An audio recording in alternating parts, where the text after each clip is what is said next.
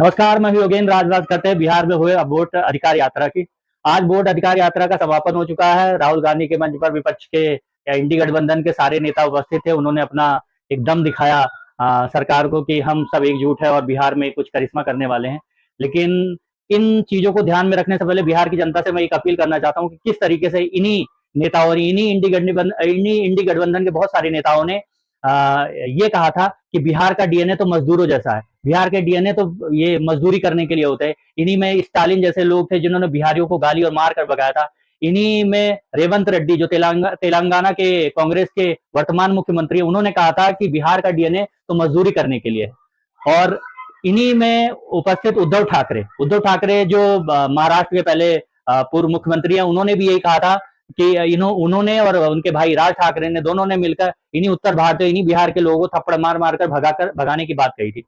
तो बिहार की जनता को यह सोचना होगा कि आप उन चीजों को भूलकर वोट अधिकार जैसे निम्न स्तर की बात करने वाले की वोट चोरी हो गई, प्रधानमंत्री मोदी तीसरी बार वोट चोरी करके प्रधानमंत्री बन गए। आप 99 सीट क्या वोट चोरी कर लाए थे? आप तो 99 सीट लाने के बाद अपने आप को प्रधानमंत्री समझने लगे थे कि मैं प्रधानमंत्री बन गया हूं, मैं जीत गया हूं।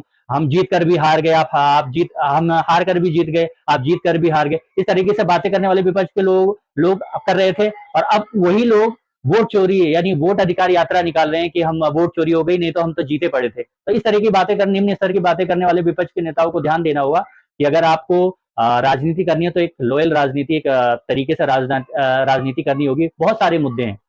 आप बेरोजगारी का मुद्दा उठाइए, आप महंगाई का मुद्दा उठाइए, आप जन भावनाओं को ध्यान में, जन भावना की बात करिए कि आप विजन दीजिए कि बिहार को ऊंचाई पर ले जाने के लिए आप क्या क्या कर सकते हैं। इन चीजों को ध्यान रखिए।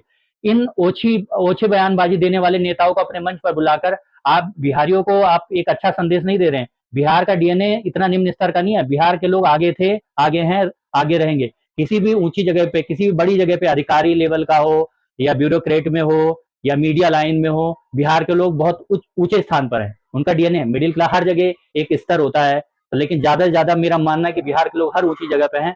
और उनके डीएनए के बारे में इतनी भद्दी और निम्न स्तर की टिप्पणी करने वाले लोगों को, इन्हीं जनता को सबक सिखाना चाहिए। किसी पार्टी से मेरा मतलब नहीं है कि इसको जिता, लेकिन जो इस तरीके से बात कहेगा बिहार की जनता, ऐसे लोगों को बिहार की जनता को सबक सिखाना ही होगा। मेरा ऐसा मानना है। और दूसरी बात कि चुनाव आयोग ने मैनेज कर लिया इनका, तो अभी भी बिहार में चुनाव होंगे। अभी बिहार में तो क्या चुनाव आयोग अगर मैनेज कर सकता तो इस बार नहीं कर पाएगा?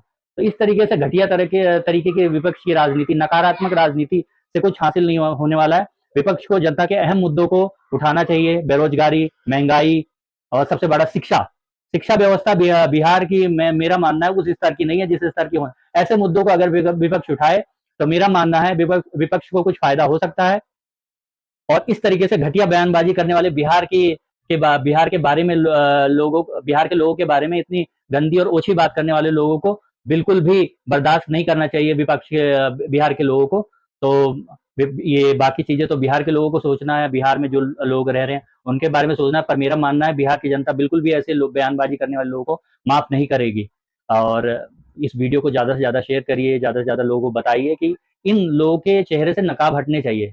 हमारी जनता है जो जल्दी भूल जाती है इन चीजों की कि क्या कहा, एक फ्लो में बह जाती है। इन्हीं स्टालिन के बेटे ने सनातन धर्म वालों को क्या कहा था, वो कीड़े मकोड़े हैं, दीमक की तरह, इनको खत्म कर देना चाहिए। तो इन लोगों को बिल्कुल भी माफ नहीं करना चाहिए जनता को। और इन लोगों को सबक सिखाना चाहिए कि आज के बाद किसी भी राज्य के लोगों के डीएनए के बारे में अगर तुम बात करोगे तो जनता उनको पलटकर दुगनी ताकत से उन्हें जवाब देगी। कैसा लगा आपका वीडियो जरूर कमेंट करके बताइए। इस वीडियो में बस इतना ही। अगले वीडियो में फिर किसी और मुद्दे पर, तब तक अपना बहुत ख्याल रखिए।